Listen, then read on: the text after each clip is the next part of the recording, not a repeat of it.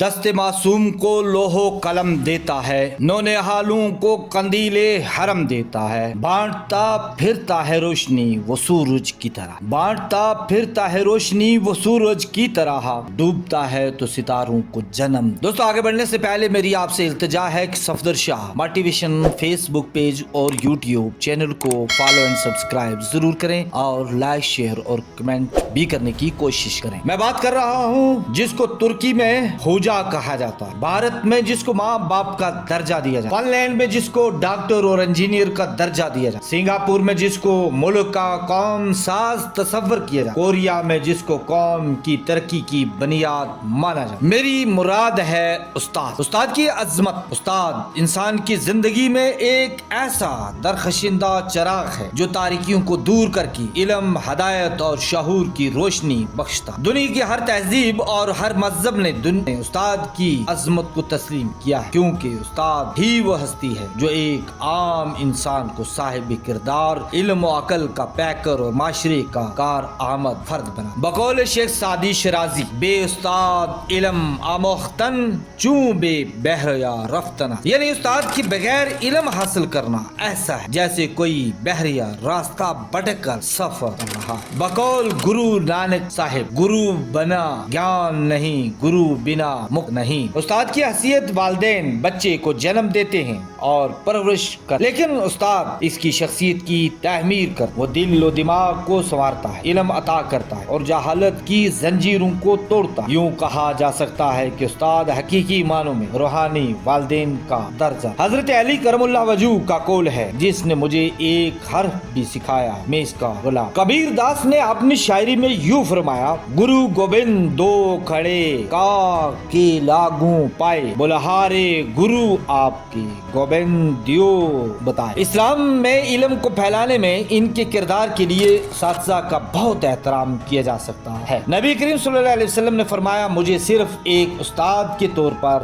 بھیجا گیا۔ مفید، مذہبی اور دیانتداری علم کے ذریعے اساتذہ کو انبیاء کا وارث سمجھا جاتا ہے۔ ان کی حوصلہ افزائی کی جاتی ہے کہ وہ صبر، ایماندار، شائستہ اور مضبوط اخلاق کے ساتھ رول ماڈل کے طور پر کام کریں، کیونکہ ان کے اعمال ان کے الفاظ سے زیادہ اثر انگیز ہوتے ہیں۔ استاد کا احترام کرنا اور ان کے لیے دعائیں کرنا معاشرے میں ان کی اہم شراکت کو تسلیم کرنے کا ایک طریقہ۔ علم اور اساتذہ کی اہمیت، پیغمبرانہ کردار اسلام میں اس پیشے کو شرافت کو اجاگر کرتے ہوئے پیغمبر اسلام کو ایک استاد کے طور پر بھیجا گیا تھا۔ اساتذہ معاشرے میں قابل احترام شراکت دار ہیں، دوسروں کو روحانی اور سیکولر علم فراہم کرتے ہیں۔ ایک مثالی استاد کے اوصاف صبر اور محبت، محنت، شفقت۔ استاد طلبہ ہی نہیں بلکہ معاشرے میں صبر و تحمل، جذبہ یقین، اخلاص، تواضع، ایمانداری اور شائستگی کے ساتھ ماحول کو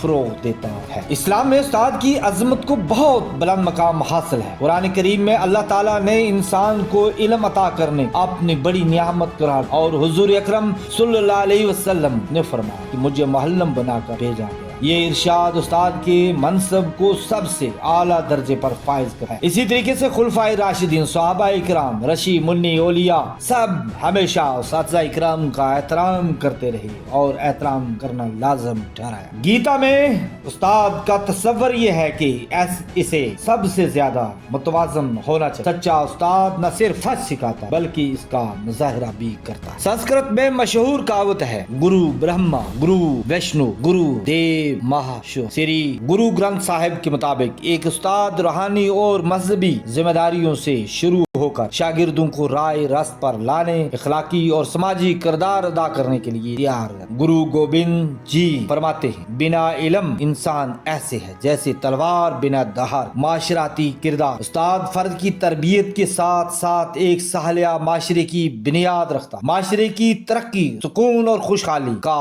انحصار تعلیم پر اور تعلیم تعلیم استاد کے بغیر ممکن نہیں. اگر استاد دیانتدار، محنتی اور مخلص ہو تو وہ ایک مثالی قوم تیار کر سکتا ہے. اور اگر معاشرے میں استاد کی قدر نہ ہو تو وہاں جہالت، بدعنوانی اور پستی پروان چڑھتی اور قومیں ذلیل و خوار ہوتی اور نیست و نابود ہو جاتی. بربادی ان کے سر پر آتی. استاد کا احترام صرف زبان سے نہیں بلکہ عمل سے ہونا چاہیے. شاگردوں پر لازم ہے کہ وہ اپنے استاد کے سامنے ادب سے، احترام سے پیش آئیں، ان کے علم سے فیض یاب ہوں اور ان کی نصیحتوں پر عمل کریں. اسی طرح معاشرے اور ریاست کی بھی ذمہ داری ہے کہ استاد کو عزت، وقار اور سہولت فراہم کرے تاکہ وہ پوری یکسوئی کے ساتھ تعلیم و تربیت کا حق ادا کرے. استاد کی عظمت الفاظ میں بیان کرنا ممکن نہیں کیونکہ وہ قوموں کے مستقبل کا معمار ہے. استاد کے بغیر انسان کی زندگی ادھوری اور قوم کی ترقی ناممکن ہے. استاد معاشرے کی ریڑھ کی ہڈی اور قوموں کی تعمیر کا سب سے مضبوط ستون مانا جاتا ہے. اسی طرح ہندوستان میں 5 ستمبر کو یوم اساتذہ منایا جاتا ہے. یہ سہرا جاتا ہے ڈاکٹر سروپلی رادھا کرشن کو. ڈاکٹر سروپلی رادھا کرشن کی یوم پیدائش کے اعزاز میں ایک قابل احترام فلسفی جو ملک کے دوسرے صدر بنے. یہ دن قوم کی تشکیل اور ان کی دانشمندی، رہنمائی اور لگن کے ذریعے افراد کو بااختیار بنانے میں اساتذہ کی انمول شراکت کو قومی خراج تحسین پیش کر. ڈاکٹر رادھا کرشن کی سالگرہ کے انتخاب کیوں کیا گیا؟ ڈاکٹر صاحب صرف ایک سیاسی رہنما نہ تھے بلکہ ایک پرجوش معلم، استاد اور فلسفی بھی جو تعلیم کی طاقت اور قوم کی تعمیر میں اساتذہ کے اہم کردار پر پختہ یقین رکھتے. 1962 میں ان کے طلبہ اور دوست ان کی سالگرہ منانے کے لیے ان سے رابطہ کیا تو انہوں نے فرمایا، میں اپنی ذاتی سالگرہ منانے کے بجائے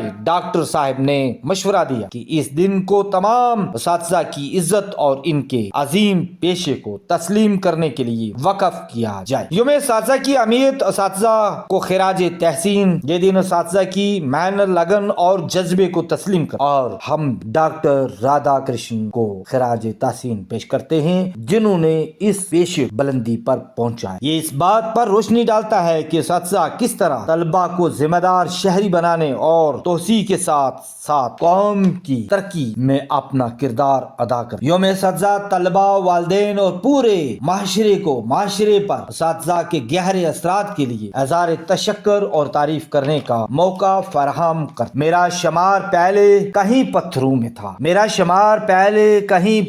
میں تھا استاد نے تراش کے ہیرا بنا. آج کے 5 ستمبر کو آج یوم اساتذہ منایا جا رہا. میں تمام